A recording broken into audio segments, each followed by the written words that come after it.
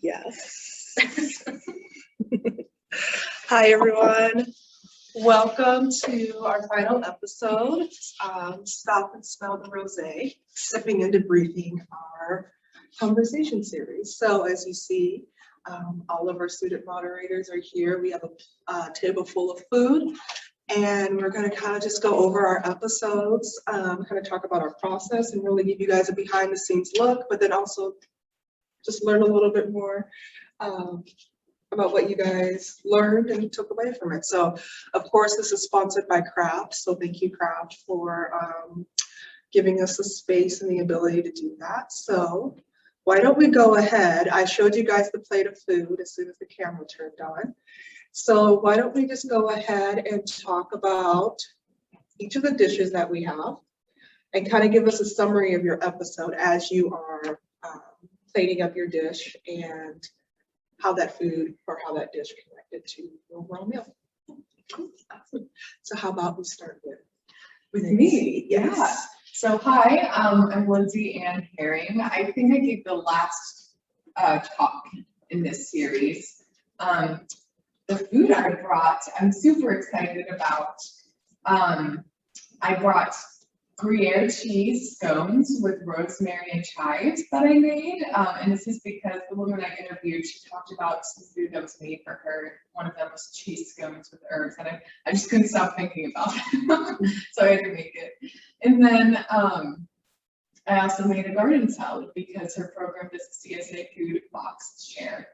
And to talk a little bit about my show, I interviewed Kate Edinger. She is the creative director of space at Ryder Farm, and that is an art residency on a farm located in New York, kind of near Putnam County. And it's a really unique, beautiful program. It was great talking to her about it because it was something that I'm not familiar with, and I feel like a lot of people aren't. But the program, it's a good space for theater artists and other kinds of artists. They come for a week or multiple weeks up till 5. And during that time, they create art, they create food together, they work on the farm. There's also chef residencies and there's farmers. So it's just a really unique community. So it's great talking to her about that. Yeah. Yeah, let's serve it up. I'm hungry.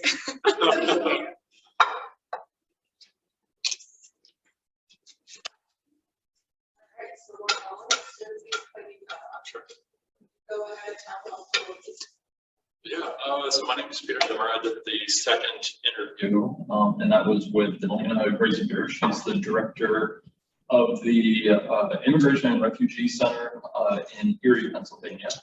I brought pierogies with some caramelized onions and like a yogurt dill accompaniment. The idea was to incorporate both the pierogies and the pakora, which was kind of the title of the interview, both of which I'd never made before, and the pakora was, yeah, significantly more challenging. It was, I think, both difficult in identifying like the right ingredients, right? So we've got translation component of what is like the actual flour or the meal into the batter, and then going up to Erie to the different markets and then trying to retranslate back into that and then trying to find those ingredients.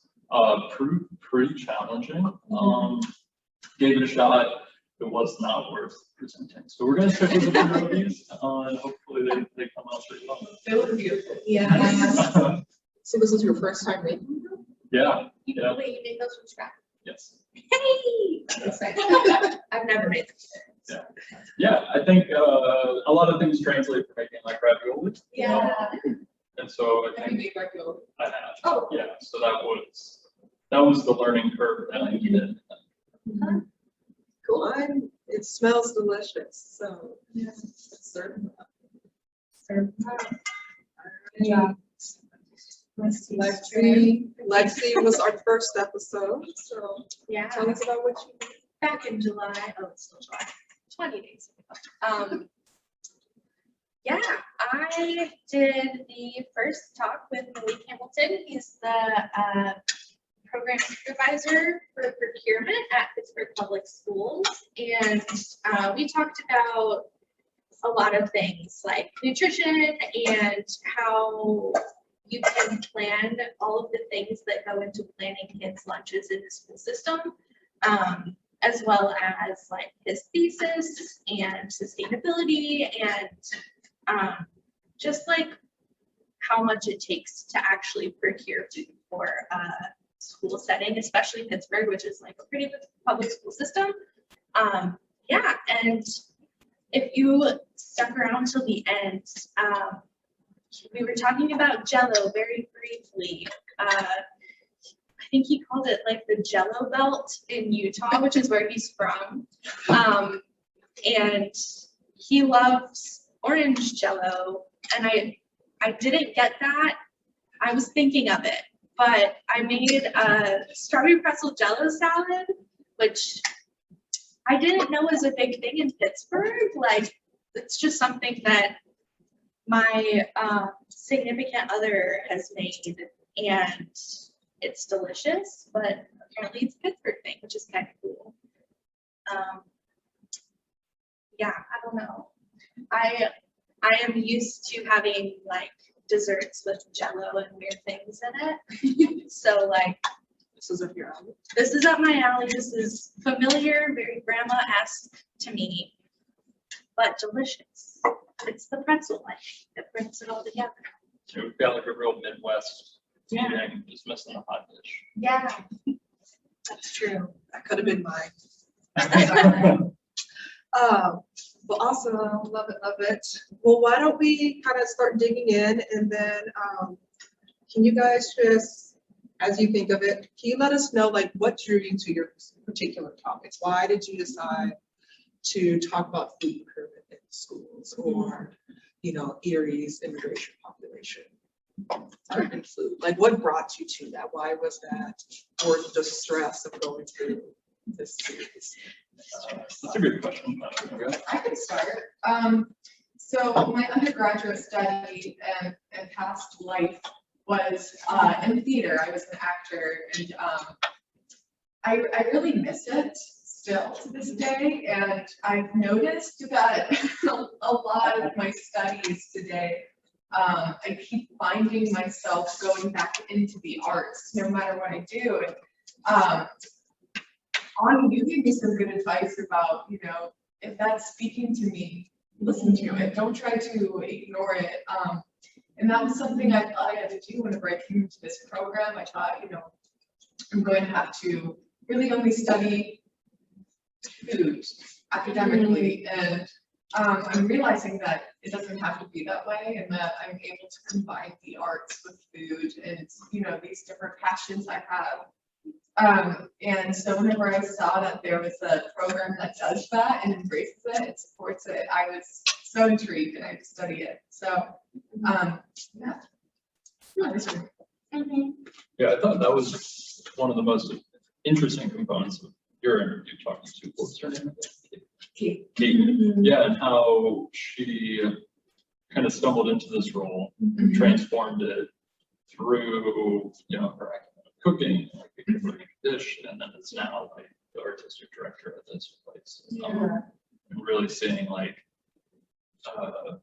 food as like the avenue to do these things that we want to do. Like, everybody's gonna eat. We're gonna do it all the time. Yeah. And to just kind of find those intersections. Really cool. Yeah, I think it was special. I don't know if you said it during the talk or after, but you were like, career goals. Yeah. And I just think it's really heartwarming to see, like, in terms of food studies, it's kind of hard to know where you're gonna go. But just, even though she didn't go to our program, like, you can do something. Yeah. You Yeah, it's cool. I think it was really neat to see that food and expression and art. I think people are really acknowledging it now, that there is an intersection between food and culture, and that's studied. So it's exciting to see where that goes. know? Yeah. I think what was really cool about that episode was like, it screamed Lindsay. Yeah, yeah. It screamed it from the rooftops and kept its note, kept its pitch, all the things, all the jokes. But it was really good, like just being able to see, that connection, being able to see you funnel that into your episode, was really cool. Thank you. Yeah, it was awesome. It's going great. Thank you. Oh my God, I was so excited about that. All right. Who else wants to talk about why? I'll go. I just stared at you so hard. Your Yeah, turn. it's like, here's the time. Yeah, so I'm actually, this is the first time meeting these folks, so I'm like an incoming student. And I remember like the first, I think email maybe that Ani sent out, and it was like, learn about this thing that happens, this conversation series. And it was very much like, learn about this thing that you're gonna be doing. It's like, I thought that was kind of tactical on your part. It wasn't like, what questions you have? It's like, will you, or like, are you able to submit the proposal by like Monday? So it's like, you showed up for this and like, you're in it. Yeah. So it was very much like, not, awesome. not an information series, but like a first step, which I guess is kind of, it's kind of like a mantra that I'm trying to bring into, into this program, and just like, in general, of just like saying yes to things, right? Yeah. So just kind of having an opportunity, it being presented, and it being really easy to ignore it or like back away, but kind of like what you were saying, just like lean into it, saying yes. And so that was kind of the catalyst for thinking about who I would interview and like what things we would talk about. So ultimately reached out to Delaney Graysinger, who I had heard speak prior. So I'm in Northwest Pennsylvania, I'm like 30 miles south of Erie. And she was talking specifically about the economic impact of immigrants in the refugee population in Northwest Pennsylvania. Eurie's population, just kind of as an example, is like decreasing. So it's now dropping below like 100,000, which is for like federal funding, like a really critical number. If you're a city under 100,000, you miss out on a lot of potential grants and like funding opportunities. And so thinking about not only a decreasing population, also an aging population, and also industry is shifting. It was very much like a heavy industry, lots of shipping, machining, et cetera, and what that kind of transition is looking like, particularly in kind of like that micro population of like new immigrant resettlement folks. So that was just kind of something that I wanted to hear more about. What is like the very tangible impact of people moving to the area, people, fleeing, violence or persecution or political unrest, coming to this country, either first settling in Erie, but during the discussion, actually, Delana was saying it's oftentimes like a secondary resettlement. So folks will come through like a larger city on the coast or maybe more in the interior, but then as they kind of find other populations of folks from where they are, they'll start seeing like the basically like cheaper living opportunities, particularly in like these, Rust Belt cities, like your Detroit, your Erie's, Cleveland, places that have either a decreased population in years past or a continuing to decrease population. So that's kind of what we talked about, and just what types of food they're bringing with them, what businesses are starting, whether it's markets, a couple like farming opportunities, and just, that intersection of people and food. All right, let's see. Chat her up. Yeah. Why did I do this? It was a great experience. I think Malik came and spoke in our food access class, which was almost a year ago now, which is crazy to think. And last semester, I also took this class called Sustainable Consumption, which has really impacted my education here, just because a lot of the things that I think about are food systems and food chain related. And like, that sounds, I don't know, it sounds very, not to say basic, but like, obviously food goes from your farm to your plate, but there's a million things that can happen in between there. And I think talking with him was really great, because I think we've all gone through school and we've all been children eating food, whether you were in public school or not. Like you were fed as a child, like in school, you know. Yeah. Sorry guys, and and there's so much that goes into just planning that, and it's one of the most crucial things I think to look at when like you're looking at the United States. Like I was doing research on the ways that children are fed in Japan, and like it's just so vastly different. And there's so many reasons for that, but like I just think the ways that we procure food at what different levels, whether it's institutionally or not, is like there's so much that goes into it, and it's fascinating to learn about. Yeah. For sure. And so this might kind of link to the first question, but how do you feel like this experience doing the conversations series, or creating the questions or interviewing, how do you feel like that's really shaped your thoughts about food? And not just food, but the different forms of it. So I think every time when people think of food, they think of just the plate, Yeah. right? And the whole purpose of the series is to be like, yes, there's food, but you can use food as a lens to so many different things. Food as a door, or as an avenue to so many different conversations, right? So how do you guys feel like this has either changed your perspective or has helped solidify or, like.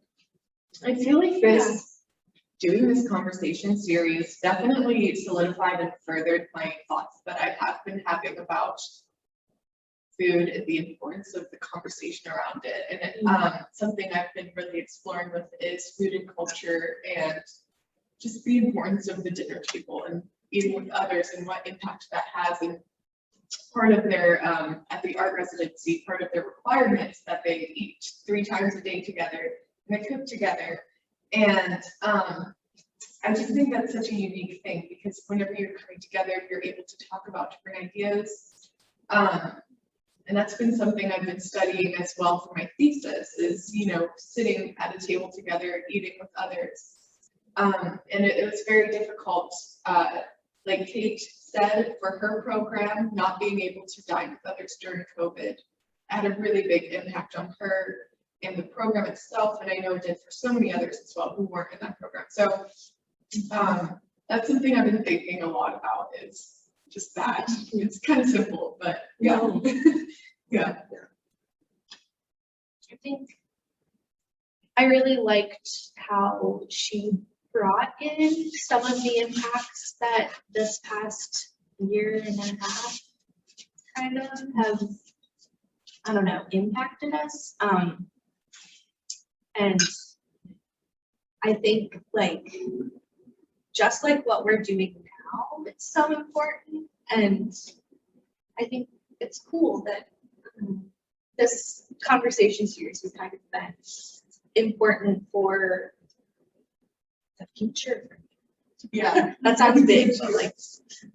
Yeah, and I also learned that, like, I really love interviewing people and talking to people about food and the why behind it all. And just, I'm so curious. And it definitely defined a lot of that. I'd like to keep doing things like this. Yeah, so thank you, Ani, for providing this. Yeah, all I did was set up all the deadlines, questions, all that stuff. You guys brought them. That's literally the thing that gets it done. Yeah. So, my pleasure. Ever need someone to stress you out with deadlines? Gotcha. Deadlines are critical. Yeah. That's for true. Yeah. What about anybody else have any feel like any additional learnings or that they got from their particular episode, or maybe that they took from each of those episodes? Well, so there are definitely like pieces, speaking with Milena, specifically around immigration and that community. But I was also thinking about like like each individual episode kind of being in conversation with one another, right? I mean, both, technologically, we're all separate. We're all coming out of this experience of the global pandemic. It was all in each one of our episodes. But like Lexi, yours was very much public policy, application of, public resources for food, and then the impact of the pandemic. Yours very much like the creative component of that. And I just thought that seeing each of those pieces, and I guess I was thinking of mine as more kind of like the entrepreneurial or small business or business development piece, right? Yeah. Finding yourself in a new space, figuring out what you're in public stuff, etc. Those three tones, all within the series, all within like the broader context of what everyone just went through, I thought was really powerful, like insightful and informative. I was happy to witness that. Yeah, there's a bunch of, it's crazy to think how many avenues there are for food. Like, It's pretty important. yeah. I don't know. I think what I learned from you guys from your episode is that, there's often this conversation or this thought is that if you don't love what you do, that's okay, you can still do it well, right? But just seeing from your guys' episodes what happens when you follow things that you're passionate about, or you follow things you're curious about, even if people are like, will I provide you a paycheck? Like, there are ways to find a way. There are ways to find. There are ways to be able to connect what you're passionate about with being able to find something sustainable for income for you, or just there's Yeah. there are ways to do it. You don't have to kind of settle for what you're supposed to do, quote unquote, but doing something that you're passionate about, that brings about a different type of energy that the world needs. Not everybody needs to be the person at the computer, like tapping away, whatever. Like we miss out on so much because we don't have that breath. We don't give people that space to just be able to follow what they're passionate about, and just like all the things that they're able to bring to the table when you're like completely passionate about it, or you are in love with it, or you're like curious about it. Yeah. So like watching your guys' episodes, it was nice to see like a glimmer, like a glimpse of like what that could look like, and how even from you guys and then from your guests as well, like everything doesn't, because you follow your passions doesn't mean that everything's going to be easy all the time. You're going to have global pandemics. You're going to have budget cuts. It's a different conversation. But we have budget cuts. We have programs that are amazing, but some programs aren't accessible to everyone because of income or because of where it's located. Like there's always going to be barriers, and everything's not going to be perfect, but we continue to try. And that is also the other thing that I saw with your guys' episode. It's like things aren't perfect, but we're continuing to try. We're continuing to push.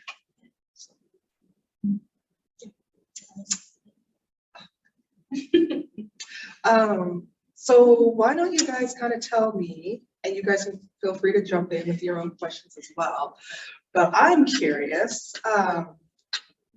Lexi, what is your favorite lunchbox item? Oh, geez. Okay. Is this like things I was given in school, or like things I brought from lunch from school?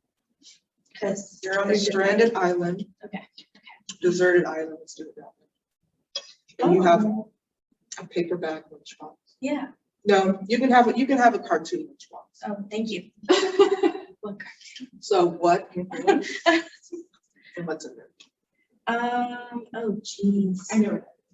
Yeah, go. I need more time to think. Mine would definitely be a Powerpuff Girls cartoon metal lunchbox. I love the Powerpuff Girls still to this day.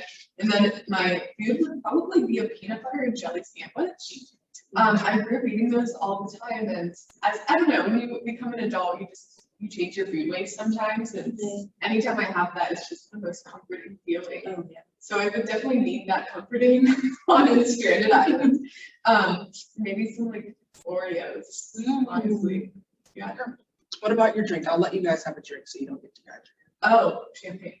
Oh, okay. Champagne in your lunchbox? That's not lunchbox. That's true. Mine's right over there. All right, a whole bottle of champagne. Sure. That's lovely. I take it. I was thinking, my brain immediately said Dragon Tales. If anyone watched that show, I don't know if it was on PBS maybe. It was amazing. Very creative little children brains coming up with Were they imaginary fun times with dragons. Okay. If that's a lunchbox, don't know if it is.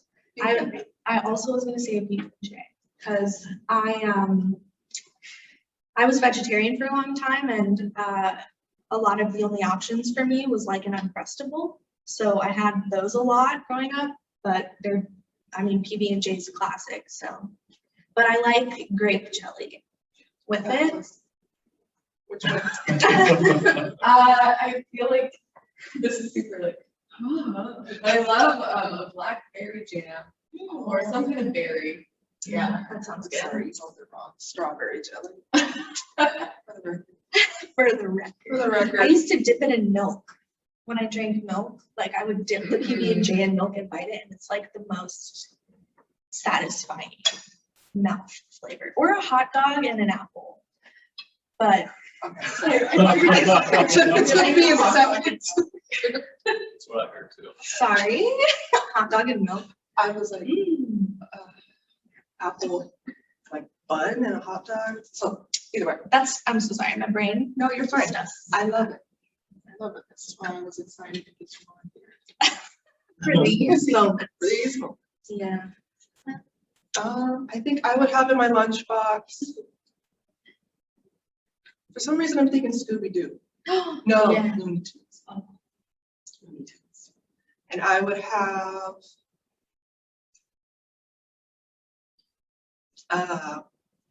pizza. That's the way. I'm No. sorry. Pizza's pretty good. It is pretty Yeah. I love those little was it Totino's? Not pizza rolls, but like they Yeah, made yeah. these tiny little pizzas. Yeah, I ate that so much I can't. But yeah. Okay. So. Yeah, anybody else have any questions? Because I can keep going. Keep going. I like these Yeah. questions. Okay. So Pete, Uh-huh. you kind of talked about this earlier, but you're starting classes in the fall. Okay, so you have no idea. You have an inkling. We all had an inkling, and then you come in the fall semester and like throw your world upside down. So you're preparing for that mental mind warfare, but then you decided to sign up for the conversation series. Why? What made you do that? Like, first, what brought you to the graduate program? And then why did you want to I know you wanted to say yes to things, but what made you want to jump in feet first? Yeah, frankly, to like give you credit in the way that you set up that first like Zoom call, which I guess it was the three of us, right? Or the four of us. It wasn't, would you like to do this? It really wasn't. It was very much like, we're gonna do this thing, and this is when you have to do it by. You're in it. Yeah, and To be fair, you had already submitted your proposal, so I was just I going, think it was Was it before that, before? yeah, it was when, it was the first information series, like, video of That's just like, true. hey, this is this thing that exists, who wants to learn more about it? Because in that meeting, it was on like a Tuesday, and you said, so can I expect proposals by Friday?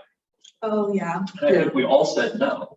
so you're like, We that could- might be a little soon. I was Yeah, like, it's like, that's how fine. about, I don't know, Monday or Tuesday or something? So that was our first deadline, which I thought was aggressive. It was, I was But anxious not at in a that bad point, way, guys. it was just like, I yeah, love a woman with a deadline. She's Yeah. great. It helps. It How helps. you said earlier? yeah, no, I mean, that's why I'm here effectively, in this particular like instance, because, in order to get out of it, I would have actively had to say no. Yeah. So that's kind of how that worked, which is a great tactic, because I'm not criticizing it. No, I But appreciate I think we should you. all be honest about what it looks That's fine, that's fine. I appreciate you being afraid to say no, because so many people said no, and I was like, cool. like. I wasn't nice enough, is that what you guys are saying? No, I don't think it, yeah, it was just, I mean, I was. It was a lot. Yeah, so I'm very much just in a mindset of just, yeah, do this thing. I mean, I got excited, I think we talked again, I had like 3 different proposals. Yeah. That I was gonna submit, I think I submitted 2, and then we went with 1. Yeah. So, yeah, I don't know, it's just, I figured just start. And I think, yeah, again, to your credit, not knowing what this is or what this is gonna look like, not knowing what the cohort above you is gonna look like. And then I come marching in, and you're still here. You're doing great, so thank you. Lindsay, there was something that Kate said in your episode, and I can't remember word for word, but she said creative is creative, so we can build on creation, or something like that. Do you remember that? Okay. That's a paraphrasing, but I think she was basically talking like creativity can be in so many different forms. So it doesn't matter if you're an artist and I do food or you do music. Let's put all of our creativity together and build something beautiful. So that was how I took that phrasing. Did you have an interpretation of that or like a takeaway from that? I feel like that's definitely true. I think a program through Space on Rider Farm that Kate talked about was the community dinners. And it reminds me of that, where creativity can mean so many different things with food. And at this dinner, these community dinners, different playwrights will write like a 1-act play, 5 to 10 minutes. And they submit it to the chefs. And the chefs in residency at this program create a whole dinner that is connected, and it tells a story, and it lines up with these different plays. So I think that's so interesting that they're able to do that. Okay, follow up, what would your play be? What would my play be? Ooh, well, that's such a good question. I feel like I would choose different 1-act plays based on like, I don't know. That's such a good question. Maybe I would write ones about life in Pittsburgh, and then if the meals would be Pittsburgh themed. That's just the first thing that came up to me. Yeah. I would want Ratatouille. I'm still gonna advocate for that. I know about it. I love it. I will start a petition if we Yeah. can, so Let's find it. I can count on your support. Oh yeah. Cool. So we got, Because what is Ratatouille themed meal or Ratatouille themed play? it's a Ratatouille. So during the pandemic, TikTokers just went crazy and created their own Ratatouille musical. Yeah. Oh, Like they okay. create like the music and the dialogue and stuff for it. And so I'm saying, let's take it to the next level. Let's buy step Broadway, make Broadway come to us and do That's a good idea. So that's not a issue. Yeah. That was the coolest thing, I think, in your episode was like hearing that Kate, along with the chefs, could like read something and be like, oh, this dish summarizes this entire play. Yeah. Like that is so creative. Yeah, and we were talking, that's something that's still really being explored in theater and the arts is taste out of the five senses. Yeah. It hasn't really been explored too much. So that's neat. Yeah. That's this is just random, sorry. I went and saw a play at my last university and it was this guy who was really impacted by like his family's chili or something, and he had the chili cooking in the theater while he was performing so that we could smell it. And it's like that smell of baked bread when you walk in somewhere, like something about the sensory aspect of food just means a lot and like means a lot to memory. And I think like that's just like you were saying, one aspect of creativity that can be improved upon or done more. Like so cool. Yeah. What do you guys feel like was the hardest or the most, maybe not hard as in like, I don't want to do this yet, but like the challenging part of doing something like this? I think it's really a practice in, journalism, interviewing, researching your subjects so that you're informed enough to have a discussion, but not to the point or restraining yourself to where you're trying to like answer your own questions, right? So you want to know who and what you're talking about, and you want to be able to like get into, at least I did, I wanted to like kind of like nuts and bolts of like what this looked like. Yeah. So there's, it's the practice of like preliminary research, figuring out actually what are some of the important components, so that when you do have the opportunity to speak with them, you can actually do it. Second to that, maybe even before that, is just the physical practice of trying to have a conversation with somebody through the computer. Yeah. And that is pretty brutal. So those would be my two challenges.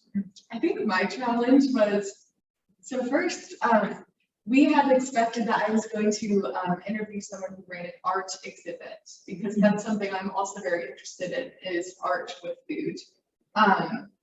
But we got a response from Kate, and I was so elated because she just has done so much. So I think that was the most difficult issue, is that she's done so many amazing things that deal with food and theater and creativity and art, and I just wanted to ask her all of the things, but we had an hour. So I think just paring down the questions and saying like what would give us the most holistic, best understanding to what Space on Rider Farm is and what Kate does. And I think we only got through like half of the questions before time ran out, which is not a bad thing. But yeah, I think getting very excited about interviewing Kate, that's probably the hardest thing. Yeah.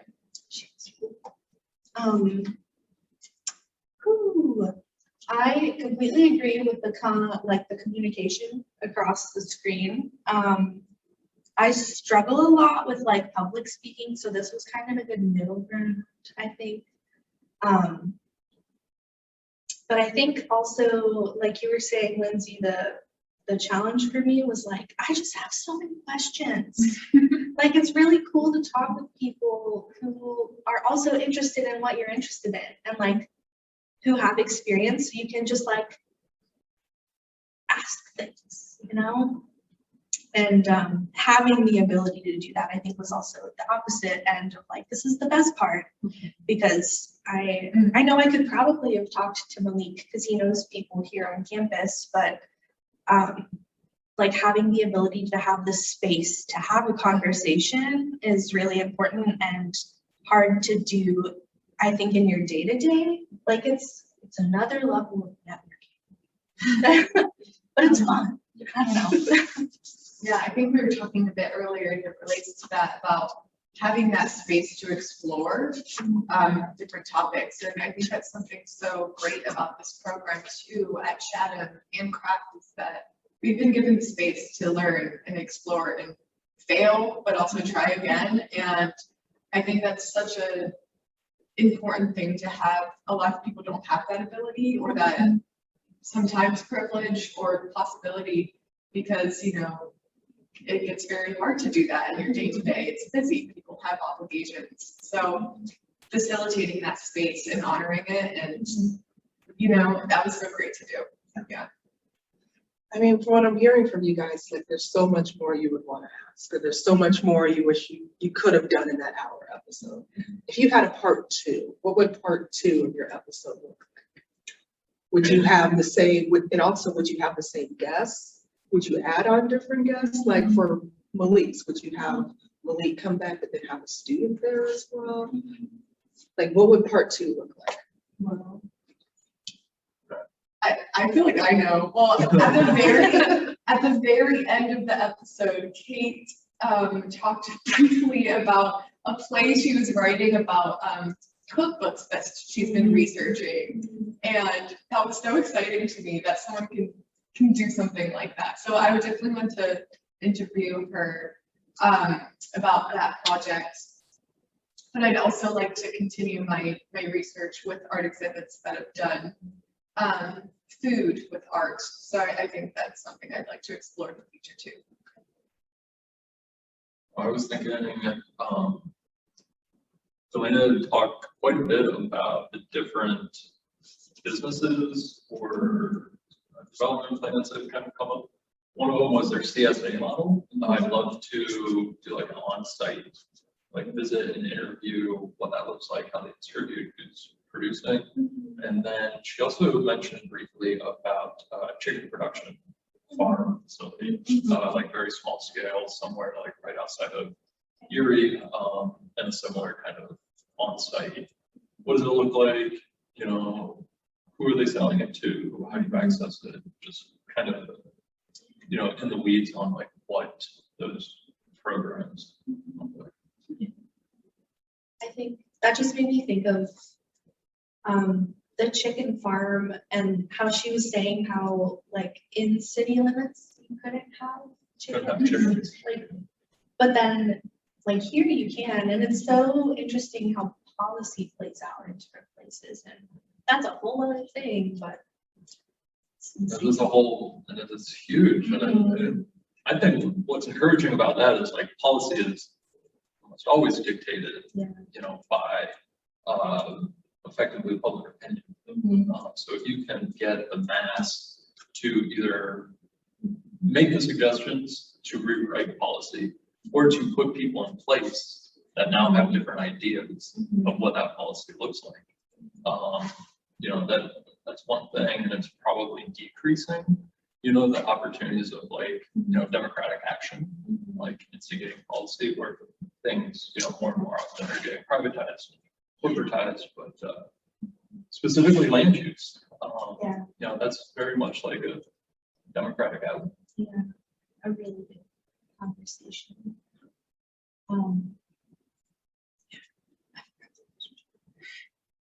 What would part 2 look like? Oh yeah. When you said that, I initially thought, what does it look like from a kid's perspective? Like I have this like, I envision something like this with kids and like taste testing and like, I don't know, just little fun things like that, that like, I want to know what kids think, if they want to be in the garden, if they wish they had those spaces, if we could incorporate things like creating food into plans. Like, I wish there was a way to talk with someone who can influence the government to like put more food education in curriculums nationwide. On that note, I'm not sure what it was. There's a school in North Carolina. I want to say it's Forest Wade High School. Yeah. They have a rewrote part of their curriculum incorporated agricultural learning. So they have like a goat herd in a public school. Like, Oh, high I school. gotta go there. Yeah, and I just thought like, one, obviously do this. This is a great idea. Yeah. But then also thinking about maybe what that community looks like and how they instigated it, Yeah. and maybe where they're coming from, what they're trying to do. But yeah, I mean to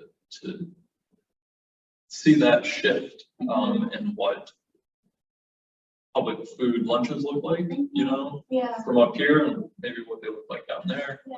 And also just thinking about like, yeah, these are the policies and like these are the systems because they've been selected for it. Yeah. And that's not to say that they can't be new selections made. Yeah. But yeah, I'll try to find what that was. Because man, I was watching it. It looked awesome. Yeah. Yeah. I had goats in high school. Oh my God, that'd be so fun.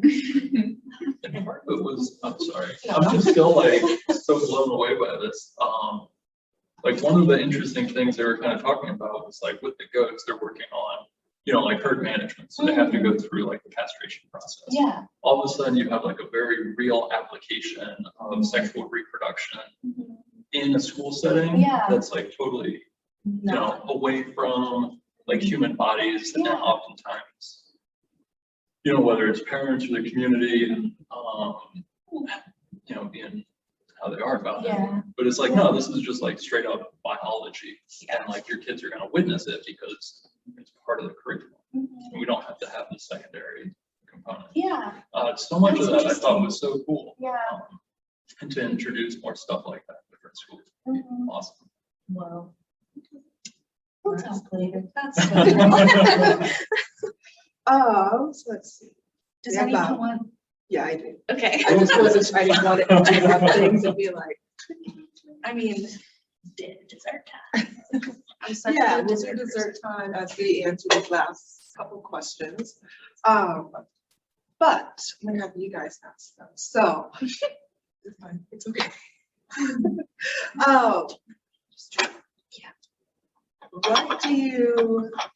What burning questions or thoughts or just questions you had for each other's episodes?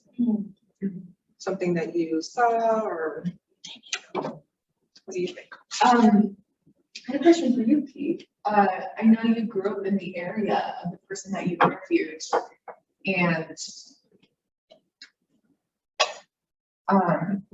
of the people that are affected by what you talked about, and I just wondered if that gave you any further insight growing up there. And, you know, what did that have? Yeah, so to be clear, I'm very much like in a rural setting outside of Erie. But I definitely, you know, recall just like the history of Erie growing up. And, you know, it was like the place you would go for, you know, Polish food, and there's this really great, like deli out there that's just kind of gnarly, but just good. So I feel like there's a bit of a time gap, like growing up Erie, so this would have been in like the 90s. The aughts was, I think, maybe still like Eastern Europe and like Baltic states, where now when I was talking with Delana, probably in the last decade or so, it's more, she was saying Congolese, all the Bhutanese. And so I guess my experience seeing that like new generation or that new shift is, I guess, just kind of in the food culture going there. Like I remember going to like Indian restaurants up there, and there being kind of a Nepali influence on stuff. But I think it's probably indicative to say that I haven't had a whole lot of, cross-community interaction. I think we're still very much, new segregated areas within communities, within urban centers. So the things that I would go up in the area and do or see were not the same communities of like these newly settled folks. So not a lot, perhaps unfortunately. Hopefully there's more opportunities for things to kind of overlap. Because if you look at the way like the Eastern European culture has really kind of like grown into like a very, seminal component of Erie, I don't see any reason why that couldn't be the same for, North Indian, Bhutanese, Nepali, it's to do the same. So yeah, maybe like when you go see like a Seawolves game, just like their baseball, it'll, instead of like the produce and onions, it'll be, kebabs and shawarma, yeah. So I don't know, that's my answer. Yeah.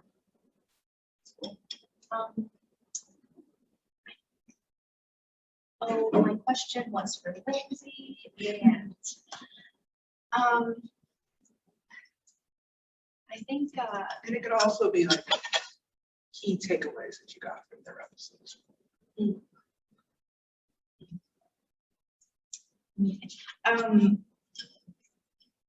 I was curious,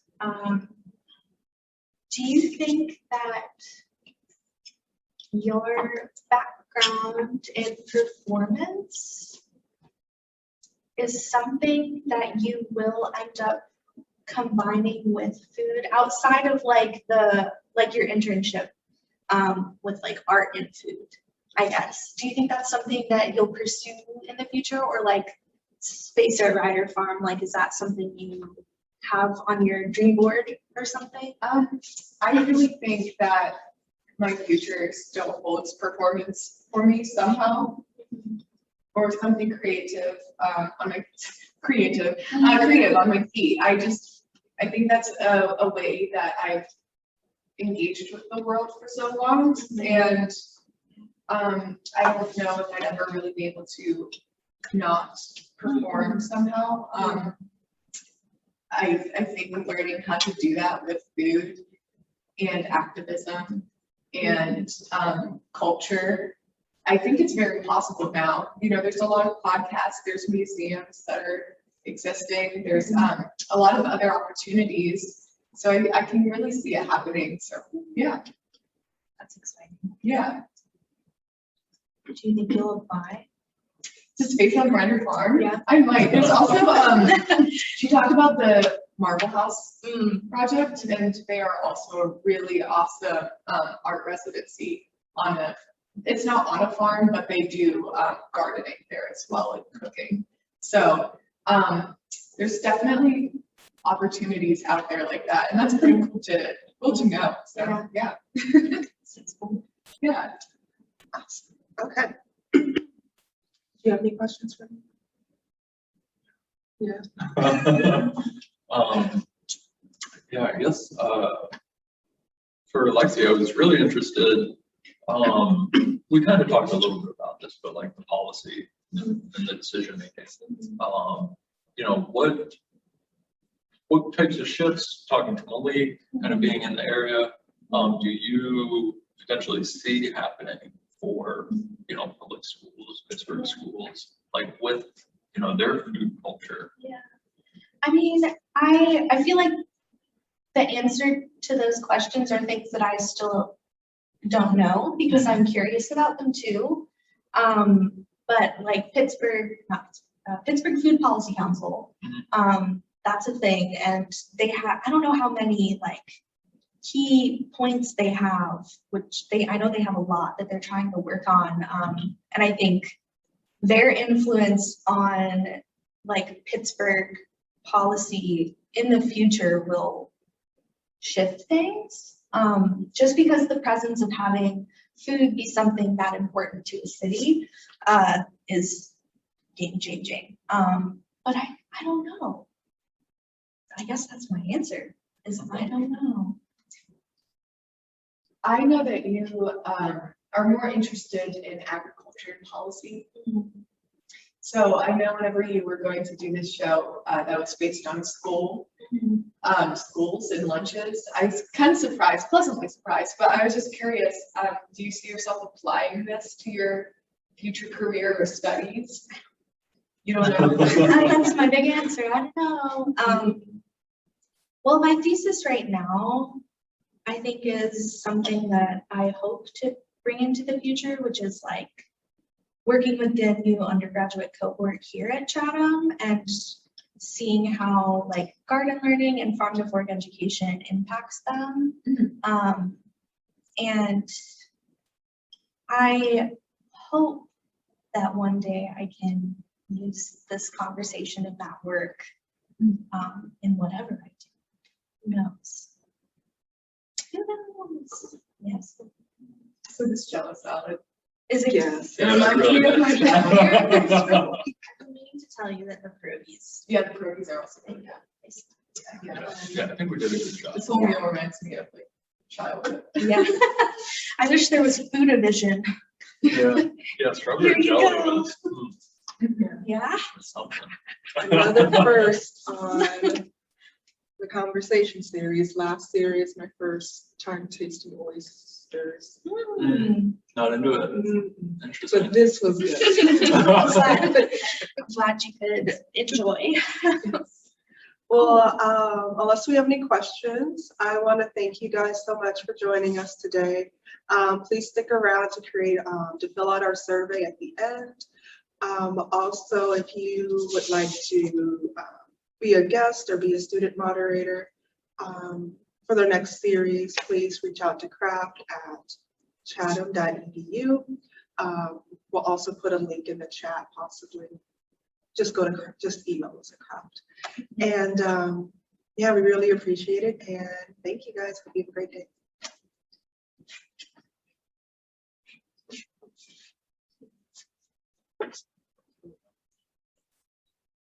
Look at those pleats. Beautiful.